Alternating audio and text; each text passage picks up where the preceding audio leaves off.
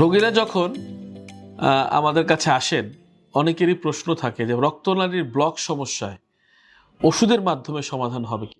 আসসালামু আলাইকুম, আমি ডাক্তার মইনুল মাহমুদ সানি, সহকারী অধ্যাপক হিসেবে কর্মরত রয়েছি ভাস্কুলার সার্জারি বিভাগ, বাংলাদেশ মেডিকেল বিশ্ববিদ্যালয়। রক্তনালীর ব্লক নিয়ে যখন রোগীরা আমাদের কাছে আসেন, তখন সবারই একটি প্রশ্ন থাকে যে রক্তনালীর ব্লকের সমস্যার সমাধান কি।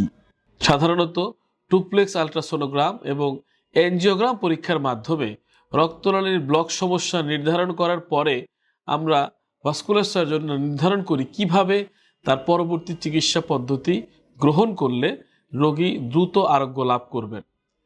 যদি প্রাথমিক অবস্থায় থাকেন তাহলে শুধুমাত্র ওষুধপত্র যা রক্ত সরবরাহ বাড়ানোতে কাজ করে এবং সেই ওষুধপত্রের মাধ্যমেই সমাধান করে দেওয়া সম্ভব হয়। রক্তনালীর ওষুধপত্রের পাশাপাশি বাইপাস অপারেশন করার মাধ্যমে অথবা কাটাছেঁড়া ছাড়া রিং এর মাধ্যমে, বেলুনের মাধ্যমে চিকিৎসা করে রক্তনালীর ব্লক সমস্যার সমাধান করা সম্ভব। প্রতিনিয়তই আমরা এই কাজগুলো করে যাচ্ছি। তবে যখন রোগীরা অ্যাডভান্সড পর্যায়ে আসেন, যখন পায়ে ঘা থাকে, যখন আঙ্গুল কাটা থাকে, তখন কিন্তু আসলে এই চিকিৎসা গ্রহণ করাটা একটু কঠিন হয়ে পড়ে। অনুরোধ থাকবে, যারাই যখন রক্তনালী সংক্রান্ত সমস্যা মনে হচ্ছে দ্রুত নিকটস্থ ভাস্কুলার সার্জনের শরণাপন্ন হন।